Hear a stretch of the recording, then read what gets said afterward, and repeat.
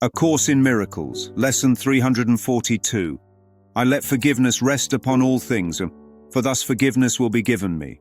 I thank you, Father, for your plan to save me from the hell I made. It is not real, and you have given me the means to prove its unreality to me. The key is in my hand, and I have reached the door beyond which lies the end of dreams. I stand before the gate of heaven, wondering if I should enter in and be at home. Let me not wait again today. Let me forgive all things, and let creation be as you would have it be and as it is. Let me remember that I am your son, and opening the door at last, forget illusions in the blazing light of truth, as memory of you returns to me. Brother, forgive me now. I come to you to take you home with me.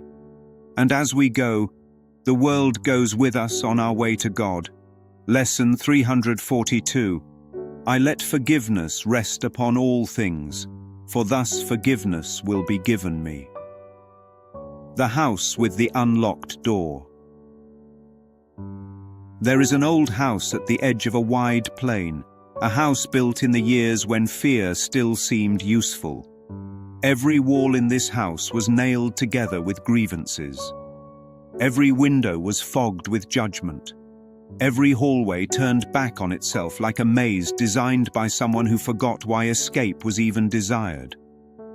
No one remembers when the house was first built, only that the one living inside kept insisting it was unescapable, that the door was locked, that the key was missing, that God built the house to test endurance.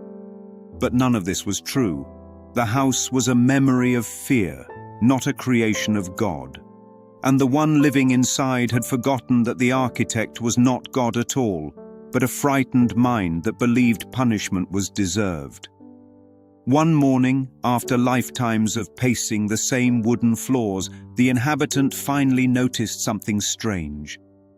The front door was not locked. It had never been locked. The rusted lock on the outside was theatrical, stage decor, a prop in a play that no longer made sense. And on the small table by the door lay a key, warm to the touch, as if it had been held a moment ago by a loving hand. A hand that was not punishing, not demanding, only waiting. The inhabitant picks up the key. It fits perfectly into the palm because it was forged from the same mind that forged the house. This is the miracle hidden in plain sight. The same mind that seemed to imprison is the mind now invited to unlock itself. Forgiveness is not a ritual here. It is not an achievement. It is the recognition that the door was never locked and the key was never lost. When the key touches the light, the house trembles. Not with fear, with memory. Creation calls gently from the other side of the door, not forcing, not pushing, but radiating the quiet certainty of what is eternally true. Let me forgive all things and let creation be as you would have it be, the inhabitant whispers, unsure why the trembling inside feels like recognition rather than danger. Forgiveness rests upon the walls, softening them. The windows clear. The hallways straighten. The house grows transparent, as if its entire existence depended on the willingness to keep grievances nailed in place. Once forgiveness touches them, the nails dissolve.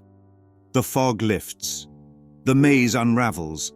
The house knows it cannot survive the truth, and so it offers no resistance. It simply fades. Through the thinning walls, the inhabitant sees a plain stretching endlessly into light, not harsh, not blinding, but warm like a lifelong homecoming. And standing in that light is a brother, not a figure of the past, not a character in the dream. A symbol of every mind held as separate, now remembered as one. He doesn't call from the distance.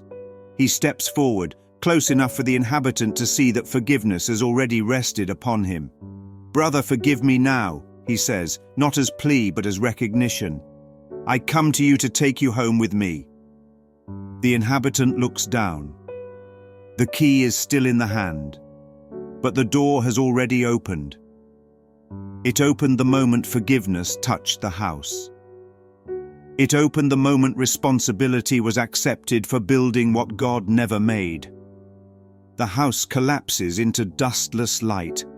There is no crash, no ruin. A dream ending makes no sound. The inhabitant steps forward. The brother steps beside. And as they walk into the wide plain of remembered truth, something extraordinary happens.